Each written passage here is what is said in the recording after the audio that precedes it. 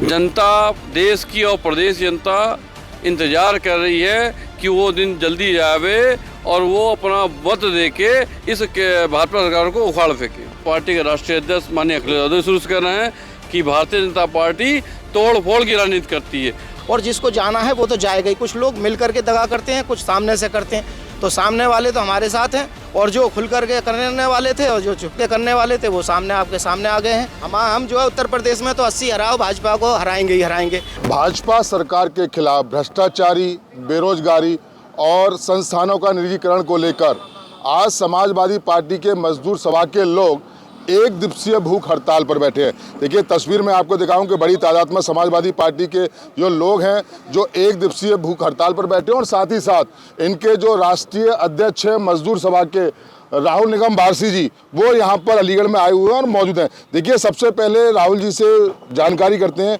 ऐसी नौबत क्या आन पड़ी जो आप लोग एक दिन के भूख हड़ताल पर बैठे हैं? केंद्र की भारतीय जनता पार्टी की सरकार की बेतहाशा महंगाई खिलाफ, बेरोजगारी खिलाफ, भ्रष्टाचार खिलाफ और सरकारी संस्थानों में लगातार डॉक्टर बाबा भीमराव अम्बेडकर साहब के आरक्षण को ख़त्म करने की साजिश के खिलाफ आज मजदूर सभा एक दिन की भूख हड़ताल पे है और ये कार्यक्रम लगातार पूरे प्रदेश में चल रहा है। कब तक चलेगा? क्या मांगे क्या क्या रखी गई हैं?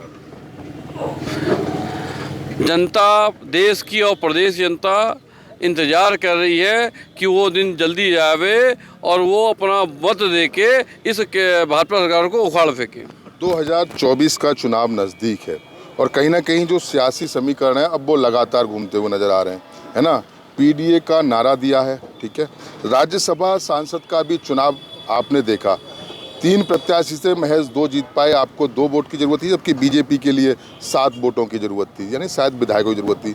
आप 2 नहीं जोड़ पाए, उन्होंने 7 तोड़ के अपने आप में खेमे करके अपना राज्यसभा सांसद प्रत्याशी के लिए। क्या कहेंगे जिस तरीके सांसदों की जो टूट जा रही है, इस पर समाजवादी पार्टी का निर्णय क्या रहेगा, कदम क्या रहेगा आने वाला? क्योंकि कहीं ना कहीं ये गलियारे जो है चुनाव में काफ़ी इफेक्ट डालने वाले हैं।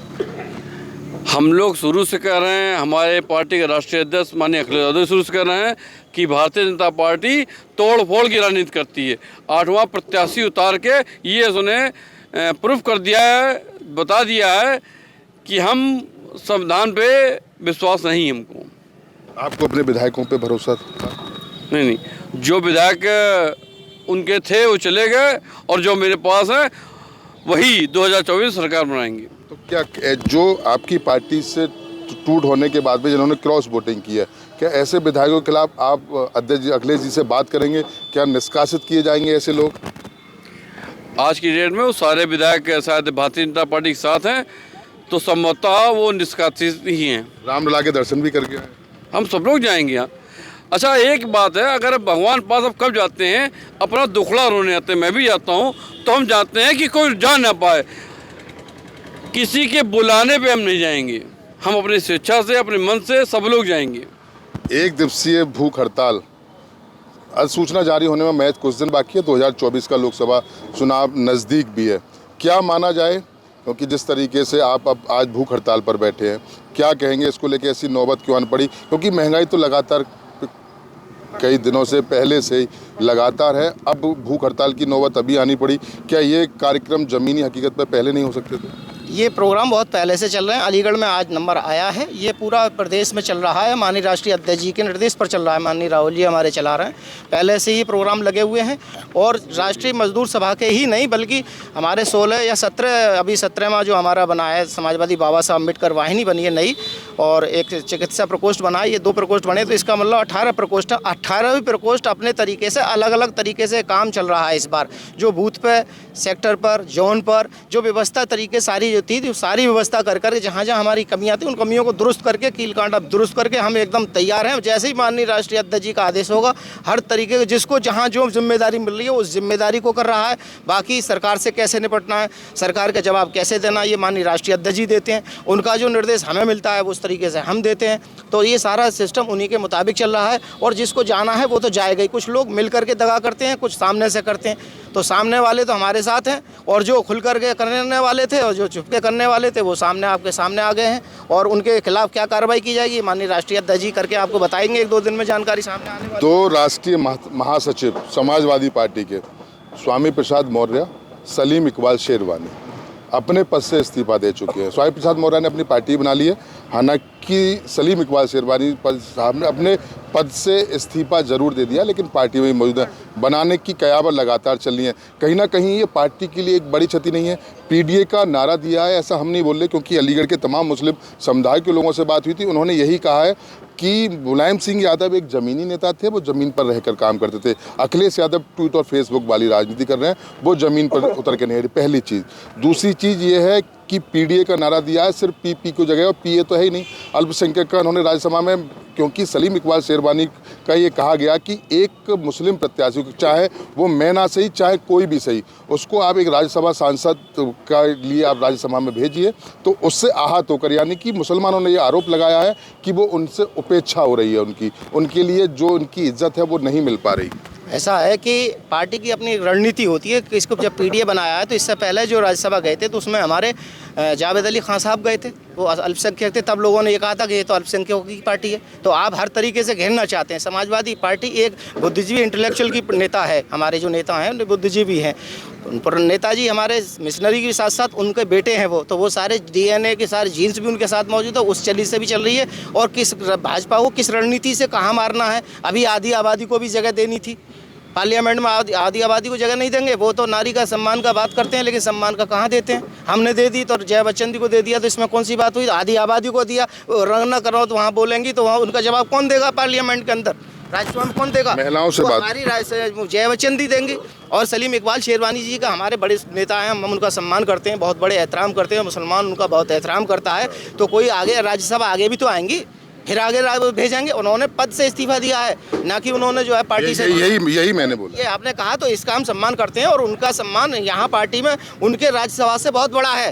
राज्यसभा तो इसलिए भेजा जा रहा है, बहुत बड़े इंटेलेक्चुअल हैं वो हैं, लेकिन जावेद अली खान साहब ऑलरेडी। मैं आपको एक बार कन्वर्ट करता हूँ, उन्होंने ये नहीं कहा कि मुझे आप राज्यसभा सांसदी के लिए भेजिए, उन्होंने कहा है किसी भी एक मुस्लिम जब पहले ऑलरेडी इससे पहले जावेद अली खान साहब पहुंच गए हैं, तो आज जो है रणनीति जो चल रही है, जिस पद से इस्तीफा भारतीय जनता पद के उन्होंने इस्तीफा दिया है कि जो उनका दिमाग में आता है वो करेंगे, लेकिन उन्होंने पार्टी से नहीं दिया। उन्होंने अखिलेश यादव जी को सपोर्ट करने के लिए कहा है, पूरी पार्टी को लड़ाने के लिए कहा है, बधाई से चाचा शिवपाल को लड़ाने के लिए बात कहा है, वो सब काम करेंगे। लेकिन कुछ चीज़ें होती हैं उनके हम एहतराम करते हैं, जो फैसला लेंगे वो हम उनके साथ हैं, उनके फैसले के साथ हैं। लेकिन पार्टी में उनका हमेशा कद बड़ा था, बड़ा है और बड़ा रहेगा। उनका सीट आ रही है उत्तर प्रदेश, हम जो है उत्तर प्रदेश में तो 80 हराओ, भाजपा को हराएंगे ही हराएंगे। अब बाकी बिहार से हमारे लालू यादव के इंडिया गठबंधन हराने जा रहा है, यहाँ हम हराने जा रहे हैं। ममता दीदी बंगाल में हराने जा रही हैं, तो तीन ही ये कवर कर लें, कहाँ से कर लेंगे ये तीनों कवर। और 400 की पार की बात कर रहे हैं, हम 40 पार नहीं होने देंगे। 400 पार की बात कर रही है बीजेपी, भैया बोल रहे हैं 40 पार नहीं होने देंगे। आप महिला हैं, महिला होने के नाते बीजेपी ने एक महिला सशक्तिकरण को बहुत ज़्यादा बढ़ावा दिया है। उन्होंने 30% हिस्सेदारी की बात की गई है। क्या लगता है, चूंकि आप महिला एक नेता भी हैं, तमाम महिलाओं का आप प्रतिनिधित्व भी करती हैं, क्या कहेंगे इसको लेकर? क्या कहूँ मैं इसमें, आप इस सरकार के बारे में आप खुद जानते हैं, अच्छी तरह जानते हैं। ये डबल इंजन की सरकार बड़ी निकम्मी सरकार है। ये क्या किसी को आरक्षण देगी, या सब वैसे ही क्या कहते हैं, गरीब बेचारे किसान और सब ये खुदकशी कर रहे हैं। अगर बेचारी छात्राएं नौकरी मांगती हैं तो उनके ऊपर लाठी बरसाई जाती है। अगर क्या कहते हैं पढ़ाई के लिए करते हैं तो उनकी एजुकेशन बंद की जाती है। जब एजुकेशन नहीं होगी तो आगे क्या होगा ये बताइए। जो मेन चीज़ है वो चीज़ बंद कर रहे हैं ये डबल इंजन की सरकार को। ये हम तो ये चाहते हैं कि ये डबल इंजन की सरकार हमेशा के लिए बिल्कुल जड़ से उखड़ जाए। डबल इंजन की सरकार जड़ से लेकर उतर जाए। अलीगढ़ में जब सीए लागू किया गया था 2019 दिसंबर में, तो ढाई महीने लगातार बड़ा एक प्रोटेस्ट हुआ था। चाहे अलीगढ़ मुस्लिम यूनिवर्सिटी की बात करें या शाहजहां तरह की तरह जो मुस्लिम लोग थे वो सड़क पर उतारे थे, उन्होंने सीए का लेकर विरोध किया था। लेकिन अमित शाह ये कह रहे हैं कि अब सीए को जैसी अधिसूचना जारी होने से पहले हर हाल में लागू हो जाएगा। क्या सोचते हैं, अगर सीए लागू हो गया तो क्या इफेक्ट करेगा मुस्लिम समाज? मुस्लिम समाज पर कोई इफेक्ट नहीं करेगा, इनकी सोच है। और ये सिर्फ ये लागू हो जाना चाहिए, ये अपने फ़ायदे के लिए सब कुछ कर रहे हैं। कोई ये गवर्नमेंट सिर्फ अपने फ़ायदे के लिए कर रही है। बेरोज़गारी पर कोई बात नहीं कर रही, शिक्षा पर कोई बात नहीं कर रही, कोई अगर एग्ज़ाम होता है, कोई नौकरी का आता है तो पेपर लीक हो जाता है। ये सारी चीज़ें क्या हैं, ये सरकार ने बिल्कुल त्राही त्राही मचा रखी है। आने वाला वक्त समाजवादी पार्टी का रहेगा, ये आने वाला वक्त इनको जवाब देगा। आने वाला वक्त जवाब देगा। आप बुजुर्ग हैं, क्या कहना चाहेंगे, कब तक जवाब मिल पाएगा, क्योंकि लोकसभा चुनाव नज़दीक है? 2024 में मिल जाएगा आपको, और आप ही अपने चैनल से दिखाएंगे कि होगा काम। कितने सीट पा रहे हैं आप? उत्तर प्रदेश में तो 80 पार करेंगे, आगे की नहीं पता। उत्तर प्रदेश तक की राजनीति में पता है कि उत्तर प्रदेश एक भी सीट किसी को ले नहीं जाएंगे? अरे कोई सवाल ही नहीं है। प्रधानमंत्री जी भी आ रहे हैं। मैं मजदूर सभा से जिला अध्यक्ष हूँ, अलीगढ़ से। मजदूरों का दर्द समझता हूँ। मैं धरने पे बैठा यहाँ पे चांदनी या सामियाना लगा सकता था, लेकिन मैं मजदूर हूँ।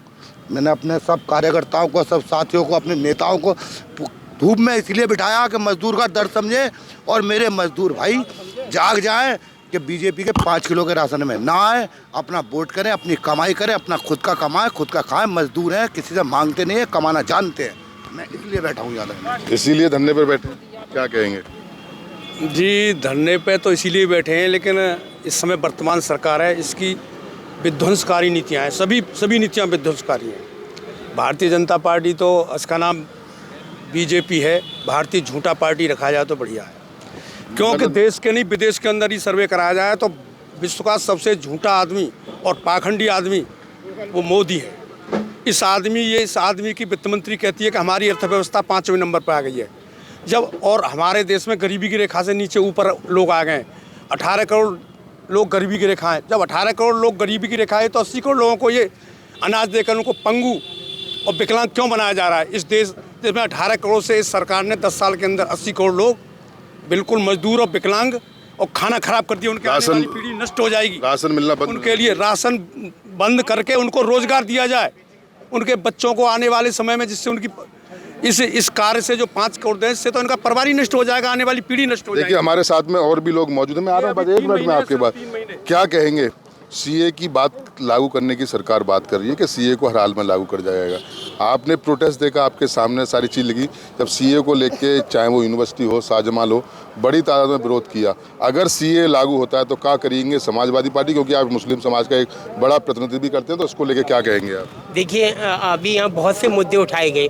पहले तो आपको एक बात बता दूं कि समाजवादी पार्टी कोई सरकार बनाने की राजनीति नहीं करती, बल्कि समाजवादी पार्टी समतामूलक समाज की स्थापना करती है। हाँ, समाजवादी पार्टी का जो मकसद है, जब से हिंदुस्तान आज़ाद हुआ और डॉक्टर भीमराव अम्बेडकर जी ने संविधान बनाया, उसमें समाजवादी जो विचारधारा है वो अब तक चली भी आई हुई है। उसी के लिए हम लोग यहाँ जो लड़ाई लड़ रहे हैं, वो हमारी लड़ाई जो है वो संविधान बचाने की लड़ाई है। भाई आप ये बात बताइए, आप संविधान से ही तो देश चलेगा, किसी के उससे तो देश चलेगा नहीं। संविधान को बचाने की आज लड़ाई है। आज यहाँ मजदूर सभा है। पूरे देश में आज जितने भी, एक सत्ता होती है, एक विपक्ष होता है, और सत्ता अपनी सरकार चलाती है, और विपक्ष का काम होता है कि लोगों को न्याय किस तरीके से मिल सके, लोगों को जो है रोजगार किस तरीके से मिल सके। अगर सरकार कोई गलत काम करती है तो आप ये ना समझो कि सरकार का कोई यहाँ पर विरोध बैठा हुआ है या सरकार के लिए आप, बल्कि सरकार को जगाने का काम कर रहे हैं। ये जो आज ये जो धरना प्रदर्शन हो रहा है, ये सरकार को जगाने का काम किया जा रहा है। जो कोई भी सरकार है, चाहे केंद्र की हो या प्रदेश की सरकार हो, उसको जगाने का काम कर रहे हैं। अब क्या लग रहा है, चुनाव नजदीक है, कितनी सीटें आएंगी उत्तर प्रदेश में गठबंधन की? देखिए, आपको एक बात बता दूं, समाजवादी पार्टी कभी भी सीटों के पीछे नहीं जाती और सरकार के पीछे नहीं जाती। समाजवादी अगर एक गरीब आदमी को न्याय दिला देगी तो आप हमारी जीत है, आप समझिए हमारी सरकार बन गई। इसके अंदर हमारी मेन सरकार क्या है कि हमारा गरीब आदमी, अगर हम लोग और आप मीडिया के लोग अगर यही ख़त्म कर देंगे, लोगों की जनता की आवाज़ को हम लोग आगे तक नहीं पहुंचाएंगे, तो जो केंद्र की और प्रदेश की सरकार, तो देखिए सरकारें क्या होती हैं, वो अपने हिसाब से सरकार चलाती है, लेकिन विपक्ष का काम होता है कि गरीब आदमी, मजदूर आदमी, बेरोजगार है, उसकी बातों को आगे तक पहुँचाना। आज इस तरीके के माहौल आप देख रहे हैं, आप भी बड़ी जिम्मेदारी, मीडिया की बहुत बड़ी जिम्मेदारी बनती है। क्या सच्चाई ग्राउंड रूट पे दिखाएं, सड़क पर आप क्या सच्चाई है। सरकार भी, कोई भी सरकार को जगाने का काम आज समाजवादी पार्टी कर रही है, पीडीए कर रही है, और जो है इंडिया गठबंधन। नाम देखिए आप क्या रखा है, इंडिया गठबंधन। आप ये देखिए, जिसका नाम ही इंडिया हो तो वो तो चाहेगी कि देश बचे। भारत गठबंधन होता तो कैसा रहता? भारत भारत है, इंडिया है, हिंदुस्तान है, ये सब हमारे देश हैं। यहाँ की भारत की संस्कृति है। यहाँ एक लोग, सभी धर्म जातियों के लोग रहते हैं और उनका मकसद ही ये होता है कि देश आगे बढ़े, देश तरक्की करे, हमारा अलीगढ़ करे, हमारा प्रदेश करे, हमारा देश में हर लोग खुशहाल रहे। देखिए बिल्कुल, ये देखिए तमाम तस्वीरें मैं आपको दिखाऊं कि तमाम जो समाजवादी मजदूर सभा के लोग हैं वो लगातार अभी एक दिवसीय भूख हड़ताल कर धरने पर बैठे हुए हैं और इनकी मांग यही है कि सरकार, देखिए उन्होंने पीछे एक बोर्ड भी लगाया हुआ है कि महंगाई, बेरोजगारी, भ्रष्टाचारी, इसके विरुद्ध ये जो है आज भूख हड़ताल पर बैठे हैं। तमाम लोगों से हमारी बात हुई, तमाम मुद्दों को लेकर हमारी बात हुई।